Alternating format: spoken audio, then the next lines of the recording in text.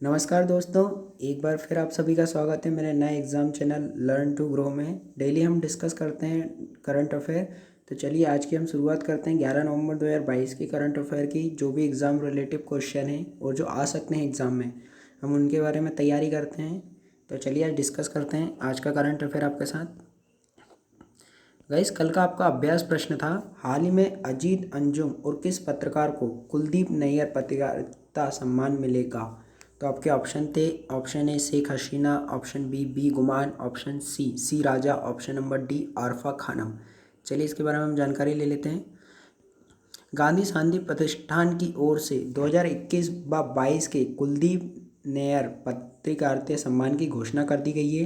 तो सबसे पहला वनडे एग्जाम के लिए यही क्वेश्चन आया था कि कुलदीप नैयर पत्रकारिता सम्मान किस क्षेत्र से संबंधित है। तो ये पत्रकारिता से संबंधित है।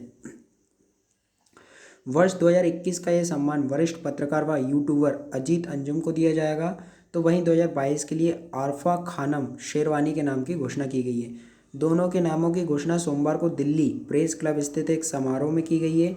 गांधी शांति प्रतिष्ठान की ओर से मिलने वाले इस पुरस्कार के तहत चुने जाने वाले पत्रकारों को एक लाख रुपए की नगद राशि प्रदान की जाती है। तो इसमें कितने लाख ने क्या क्या मिलता है, 1 लाख रुपए की राशि मिलती है और एक प्रशस्ति पत्र भी दिया जाता है।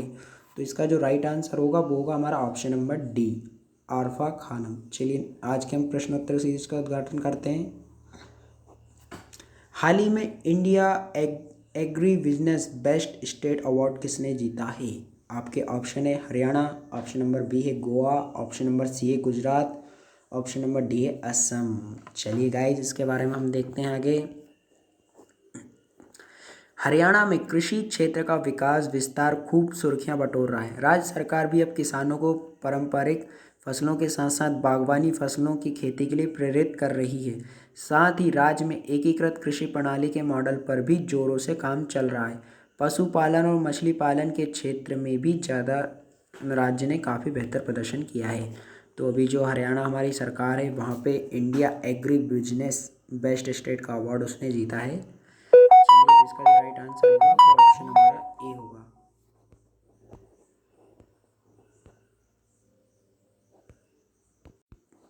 चलिए तो आगे बढ़ते हैं हम हमारे नेक्स्ट क्वेश्चन की ओर।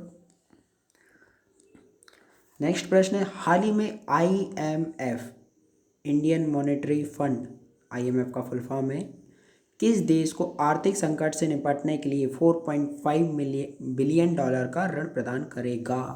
आपके ऑप्शन है, option number A Pakistan, option number B है बांग्लादेश, ऑप्शन नंबर सी है भूटान, ऑप्शन नंबर डी है नेपाल। चलिए इसके बारे में हम देख लेते हैं जानकारी। बांग्लादेश और आईएमएफ इंटरनेशनल मॉनेटरी फंड ने बुधवार को आरंभिक रूप से ये समझौता किया है। इसके तहत वैश्विक ऋणदाता बांग्लादेश को अपनी अर्थव्यवस्था को स्थिर करने और कमजोर वर्ग के लोगों की सुरक्षा के लिए $4.5 अरब का सहायता पैकेज प्रदान करेगा। आईएमएफ के साथ ये समझौता वैश्विक ऋणदाता और बांग्लादेश के अधिकारियों के बीच कई महीनों की चर्चा के बाद हो पाया है। श्रीलंका और पाकिस्तान के बाद बांग्लादेश तीसरा दक्षिण एशियाई देश हो गया है जिसने कोरोना वायरस महामारी, रूस यूक्रेन युद्ध और वैश्विक मुद्रास्फीति के कारण खाद्य और ऊर्जा की कीमतों में तेजी से वृद्धि से निपटने के लिए आईएमएफ से बेल आउट पैकेज हासिल किया है। तो आईएमएफ बेल आउट पैकेज क्या होता है और ये कौन देता है, तो ये आईएमएफ देता है अपने अर्थव्यवस्था को सुधारीकरण के लिए। तो श्रीलंका और पाकिस्तान पहले ही ले चुके हैं। तो अब जो तीसरा देश बन गया वो हो गया दक्षिण एशियाई का बांग्लादेश। तो बांग्लादेश हमारे पूर्वोत्तर साइड में स्थित है। तो इसका जो राइट आंसर होगा वो होगा हमारा ऑप्शन नंबर बी बांग्लादेश। चलिए नेक्स्ट क्वेश्चन देखते हैं हम हमारा। किस टेनिस खिलाड़ी ने हाल ही में 2022 पुरुष एकल पेरिस मास्टर खिताब जीता है। ऑप्शन नंबर ए है रोनाल्डो, ऑप्शन नंबर बी है होल्गर रूने, ऑप्शन नंबर सी है Rizwan Khan, option number D है लियोन मेसी। चलिए इसके बारे में डिस्कस करते हैं। लियोन मेसी डेनमार्क के युवा टेनिस खिलाड़ी होल्गर रूने ने पेरिस मास्टर के फाइनल में पूर्व विश्व नंबर 1, जो अभी विश्व नंबर 1 है, नोवाक जोकोविच को हरा दिया है। महज 19 साल के होल्गर ने किताबी मुकाबले में जोकोविच को 6-3, 6-6-3, 7-5 से मात दी। अपने करियर का पहला ATP 1000 मास्टर टाइटल हासिल किया। होल्गर के करियर की ये सबसे बड़ी जीत है, जो उन्होंने नंबर 1 विश्व के जो नंबर 1 खिलाड़ी हैं नोवाक जोकोविच को हराया है। इसके साथ ही ताज़ा जारी ATP रैंकिंग में भी अब नंबर 10 पे आ गए हैं। तो इसका जो राइट आंसर होगा गाइज वो होगा हमारा ऑप्शन नंबर बी, होल्गर रूने। चलिए नेक्स्ट क्वेश्चन देखते हैं हम। हाल ही में बिम्स्टेक के कृषि मंत्रियों की दूसरी बैठक की मेजबानी किसने करी है? अभी कौन सा देश है जिसने सेकंड बिम्स्टेक कृषि मंत्रियों की बैठक की मेजबानी करी है? आपके ऑप्शन है, option number A Bharat, option number B है नेपाल, ऑप्शन नंबर सी है भूटान, ऑप्शन नंबर डी है इराक। चलिए इसके बारे में हम डिस्कस करते हैं। बांग्लादेश की खाड़ी बहुक्षेत्रीय तकनीकी और आर्थिक सहयोग पहल बिम्स्टेक के कृषि मंत्रियों की दूसरी बैठक आज नई दिल्ली में आयोजित की गई। कृषि मंत्री, हमारे देश के कृषि मंत्री कौन है? नरेंद्र सिंह तोमर हैं। इनकी अध्यक्षता में भूटान, बांग्लादेश, नेपाल, म्यांमार, श्रीलंका, थाईलैंड के कृषि मंत्रियों ने भाग लिया। बैठक को वीडियो कॉन्फ्रेंस के जरिए माध्यम से संबोधित करते हुए तोमर जी ने अन्य देशों से कृषि के क्षेत्र में आमूल बदलाव के लिए परस्पर सहयोग को मजबूत करने की व्यापक रणनीति विकसित करने का आह्वान किया है, यानी और कृषि क्षेत्र को ऊपर ले जाने के लिए उनसे साथ की अपेक्षा की है। श्री तोमर ने कृषि जैव विविधता के संरक्षण और रसायनों का उपयोग कम करने के लिए प्राकृतिक और पारिस्थितिक खेती को बढ़ावा देने पर जोर दिया है। तो गाइज इसका जो राइट आंसर होगा वो होगा हमारा ऑप्शन नंबर ए, भारत। चलिए नेक्स्ट क्वेश्चन देखते हैं।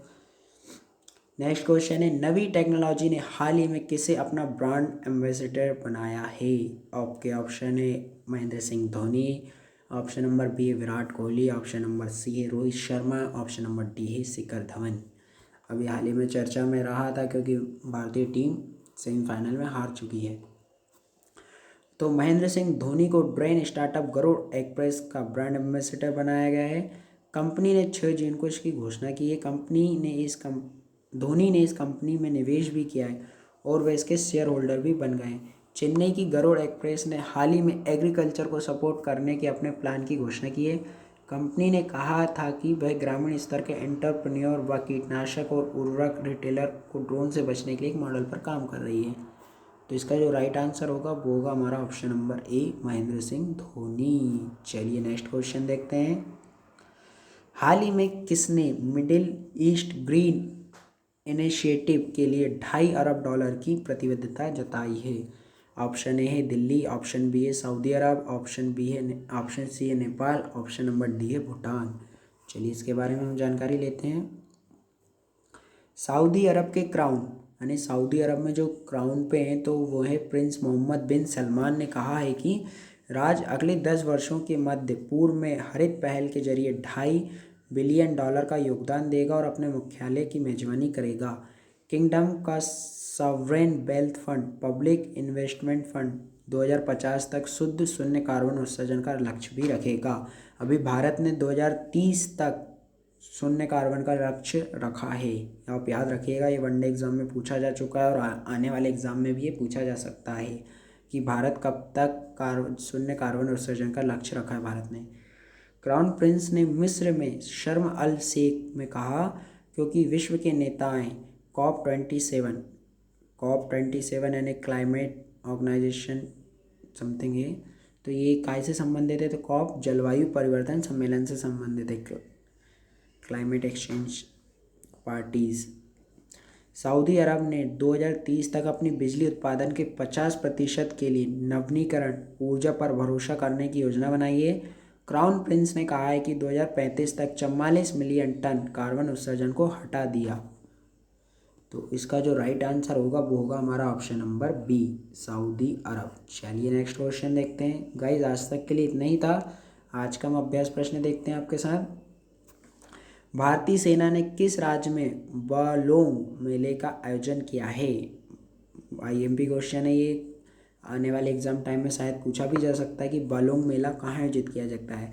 आपके ऑप्शन है, option number A Himachal Pradesh, option number B है Uttar Pradesh, option number C है Arunachal Pradesh, option number D है मध्य प्रदेश।